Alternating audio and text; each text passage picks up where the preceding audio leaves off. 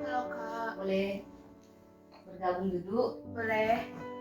Ya, kita perkenalan dulu. Nama kamu siapa? Amelia Kak, bisa dipanggil Amel atau Email.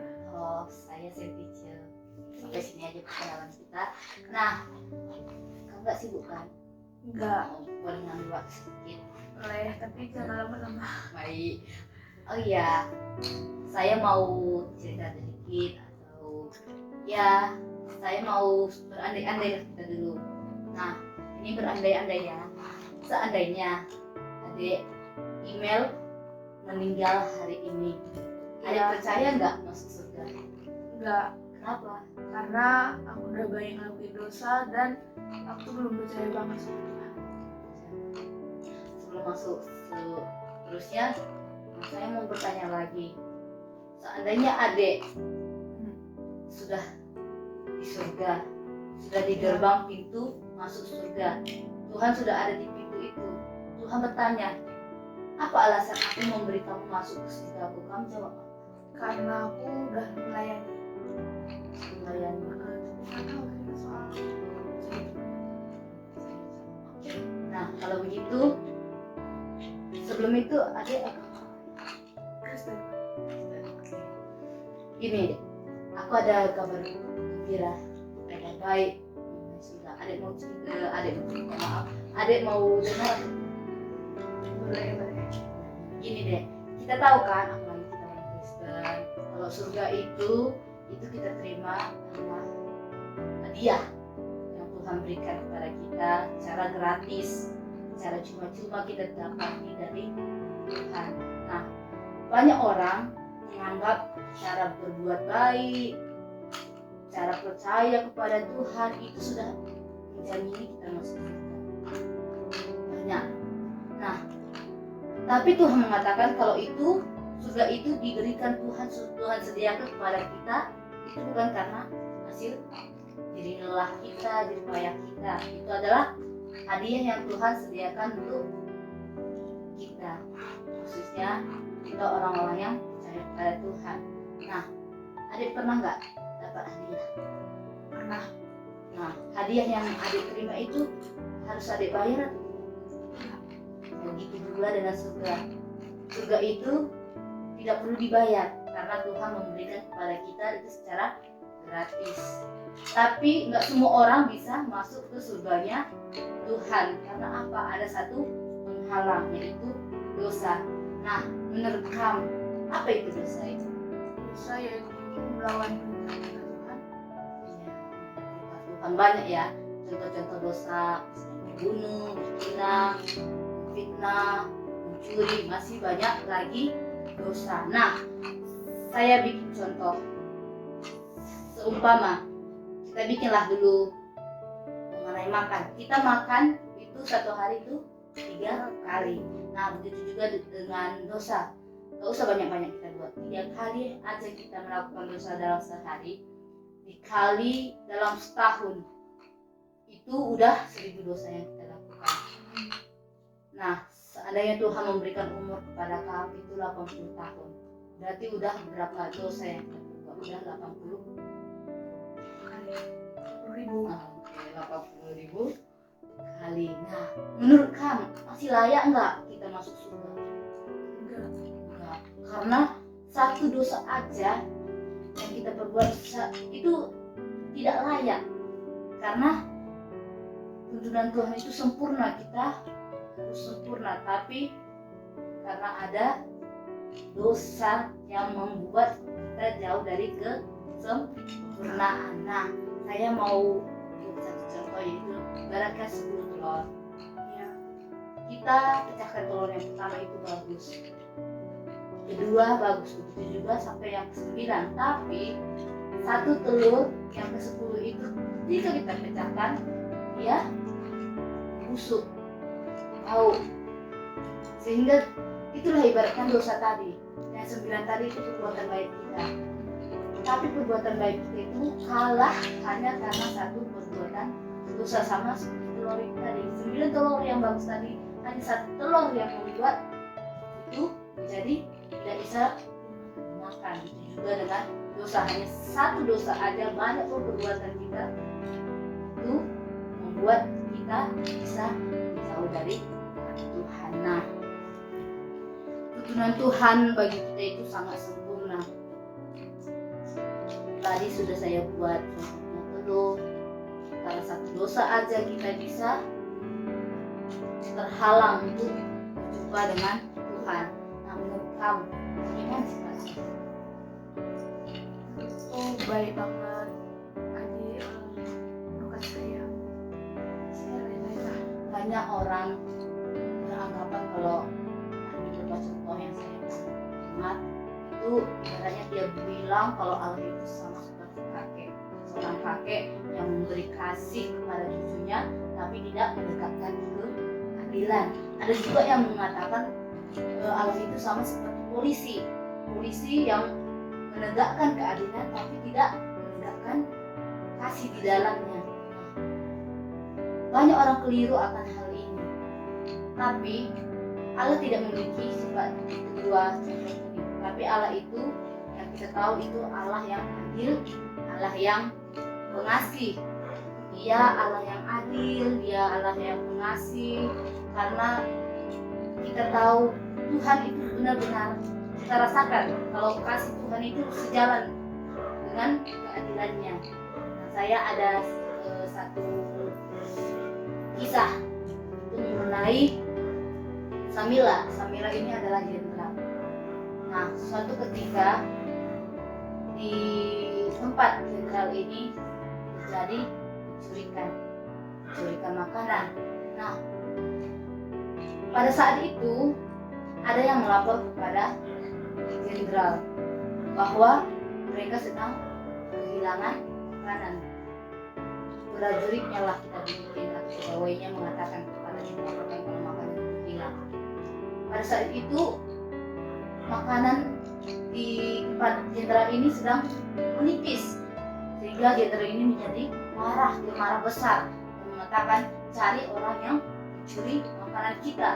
Kalau sudah ketemu kita akan cambuk 50 kali. Nah, tidak lama kemudian datanglah pegawai atau prajuritnya melaporkan bahwa sudah ditemukan pencuri makanan. Nah, pada saat itu ketika dibilang pegawainya tadi bawa ke sini, jenderal mengalami dilema. Karena apa? Dia lihat bahwa yang mencuri itu adalah ibunya sendiri. Jadinya kita tahu jenderal ini adalah seorang pemimpin dipercayakan untuk memimpin. Jadi kita juga tahu sifat seorang pemimpin itu harus memiliki kasih dan adil. Jadi pada saat itu dilema lah si jenderal ini. Dia merasa bingung, dia nggak tahu harus berbuat apa. Di satu sisi dia mengasihi ibunya, di satu sisi dia harus adil kepada setiap orang-orang. Nah, setiap warga yang ada. Jadi orang-orang yang ada yang menyaksikan hal itu, dia melihat apa yang akan dilakukan jenderal itu. Apakah dia mengasihi ibunya, tidak menegakkan keadilan, atau menegakkan keadilan tapi tidak menunjukkan kasihnya. Tapi karena jenderal ini dia mau menegakkan kasih dan adilnya, dia datang ke depan dan berlutut menyerahkan dirinya untuk dicambuk. Di situ mereka semua kagum melihat pemimpinnya yang mau menegakkan keadilan serta mengasihi. Nah, itu juga dengan Tuhan. Tuhan itu adalah Allah yang adil, sekaligus Dia Allah yang mengasihi. Nah, kalau kita tahu bahwa Tuhan itu begitu luar biasa, Dia mau mengasihi kita, mau membuat yang terbaik untuk kita. Kadang kita tidak menyadari hal itu. Kadang kita meninggalkan Tuhan hanya karena kadang-kadang kita kecewa.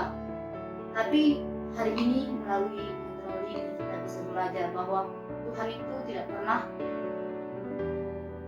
membedakan mana yang harus dikasihi, mana yang harus dilakukan adil. Tapi Tuhan sejalan. Di mana Tuhan mau mengasihi, di situ juga Tuhan adil. Nah, bukti dari keadilan dan kasih Tuhan, di mana saya ambil contoh. Kita tahu kalau menghalang kita itu bertemu dengan Tuhan itulah dosa yang membuat kita yang menghalangi kita bertemu dengan Tuhan. Nah, Allah, saya bikin contoh itu ibaratnya tangan kanan saya itu Tuhan, dan tangan kiri itu adalah kita manusia. Nah, Tuhan dengan kita itu selalu ingin bersama, tapi ada satu yang menghalangi, yaitu dosa. Saya buatlah ini contohnya dosa. Dosa itulah yang menghalangi kita tidak bisa bertemu dengan Tuhan. Tapi karena begitu besar kasih Allah kepada kita, Allah mengutus anaknya. Inilah Tuhan tadi. Allah mengutus anaknya ke dunia dan menjadi manusia untuk apa? Untuk menyelamatkan kita, menghapus dosa-dosa kita. Nah, kita tahu kan, yang berhak menghapus dosa-dosa kita itu orang yang tidak berdosa, dan orang yang tidak berdosa itu hanya Tuhan. Nah, jadi Tuhan menimpakan semua dosa kita ini tadi ke Dia, yang tadinya Dia tidak berdosa, sekarang sudah menjadi berdosa. Supaya apa? Supaya kita bisa kembali lagi bertemu dengan Dia, bisa bersama lagi.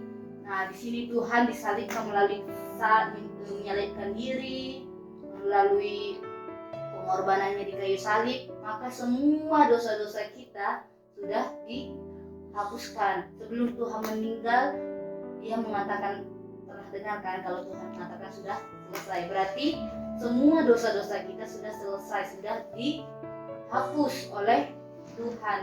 Nah, dari situlah Tuhan bisa lagi kembali bersama-sama dengan kita. Di situ Tuhan membuktikan keadilannya, kasihnya, di mana kasihnya ditunjukkannya melalui Dia yang mau berkorban, dan keadilannya itu menunjukkan meskipun manusia yang diciptakannya itu berbuat dosa, tapi keadilannya ditujukan dengan Dia yang berkorban untuk menghapus semua dosa-dosa kita. Begitu juga kehidupan kita yang Tuhan sudah tebus. Mari kita sama-sama mempergunakan anugerah yang Tuhan berikan dalam hidup kita. Nah, ada satu kunci yang membuat kita bisa menuju surga, yaitu iman.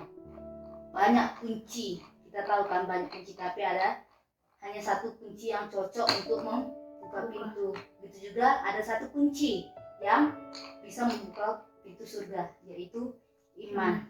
Nah, iman yang menyelamatkan itu bukanlah iman yang melompat dalam gelap. Iman yang melompat dalam gelap itu artinya kita yakin, kita percaya, tapi kita tidak tahu apa yang kita percaya dan siapa yang kita percaya. Ada lagi iman yang berdasarkan akal saja. Kita tahu fakta tentang sejarah Tuhan, kita tahu tentang kisahnya Tuhan, tapi kita tidak pernah mengandalkan Tuhan sebagai juru selamat kita. Kita tidak percaya kalau Tuhan mampu untuk membawa kita ke kehidupan kekal. Nah, ada lagi iman yang sementara. Iman sementara itu iman yang mengandalkan Tuhan itu hanya untuk misalnya keuangan kita, membantu kita dalam kebutuhan kita. Itu iman sementara. Semua iman ini tidaklah bisa membuat kita masuk ke surganya Tuhan. Hanya satu iman yang bisa membuka pintu surganya Tuhan, yaitu iman yang mengenal dan mengandalkan Tuhan untuk membawa kita ke surganya Tuhan. Nah, juga ada satu kisah lagi, saya sedikit lagi ya. Ada satu kisah tentang Blondin. Blondin ini sering melakukan petunjuk. Suatu ketika Blondin ini melakukan petunjuk di mana dia mau menyeberangi air terjun Niagara melalui tali batu. menyeberangi tali itu. Nah, di pertunjukan pertama dia menyeberangi air itu, Niagara itu tanpa beban. Dia hanya berjalan, tapi dia berhasil. Dan petunjuk yang kedua lagi, dia melakukan petunjuk dengan membawa beban. Beban itu dia mendorong pasir, ditaruhnya di kereta itu pasir, dan mulai lagi menyeberangi tali itu tadi, dan dia berhasil. Nah, yang ketiga, saat itu manajernya berkata kepada penonton semuanya, dia bilang, apakah kalian percaya kalau dia mampu untuk menyeberangi tali ini dengan membawa satu beban, dengan mendorong pakai kereta seseorang? Banyak orang berkata, percaya, kami percaya, pasti dia bisa. Orang lain percaya. Kalau begitu, siapa yang berani naik ke kereta itu dan didorong oleh dia? Kata dia, semua orang udah mengatakan, udah diam gitu. Ayo, siapa yang berani didorong, disorong oleh blondin ini sehingga mampu menyeberangi air itu?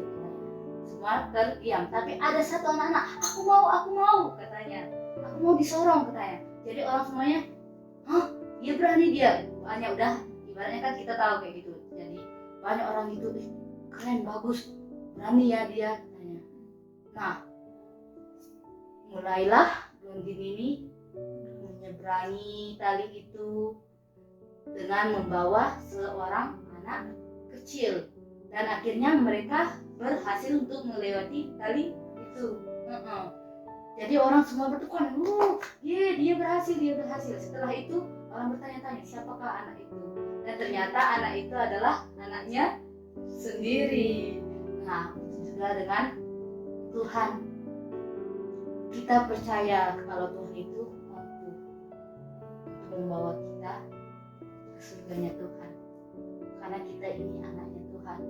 Kalau kita percaya kepada Tuhan, pastinya dengan iman kita pasti sama seperti anak kita tadi. Saya percaya kalau Bapak saya bisa lewati itu, bisa membawa saya. Begitu juga dengan kita. Tuhan adalah Bapak kita di surga.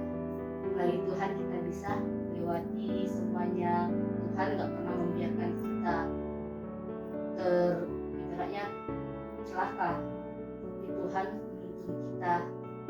Nah, dari kisah blondin ini kita dapat belajar bahwa Tuhan itu selalu ada untuk kita. Nah, dari sekian cerita, banyak contoh yang saya perbuat, yang tadinya adik bilang kurang percaya Tuhan, apakah adik sudah saya tanya dulu, apakah kamu ngerti dari semua cerita yang aku ceritakan? Lumayan. Nah, dari cerita ini apakah kamu sudah percaya kalau surga itu kita bisa masuk surga? Bisa. Oke. Nah, ingat ya, kita masuk surga itu bukan karena usaha kita, tapi surga itu adalah hadiah, cuma-cuma ya dari Tuhan. Bukan karena usaha kita, bukan karena hanya percaya, bukan perbuatan aja, tapi kita harus sebelumnya mengenal Tuhan, sehingga kita dapat masuk ke surganya Tuhan. Begitu. Kalau ada yang sudah percaya, boleh kita berdoa. Ayo.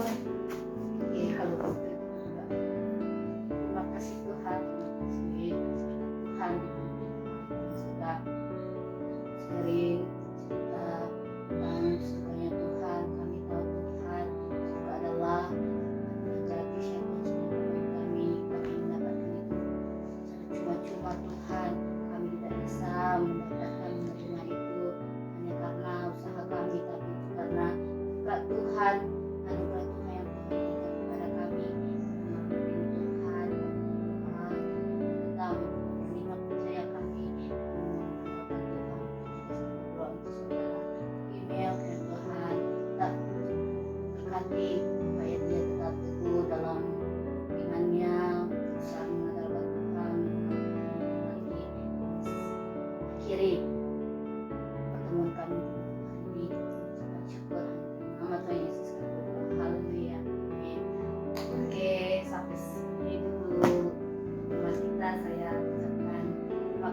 waktunya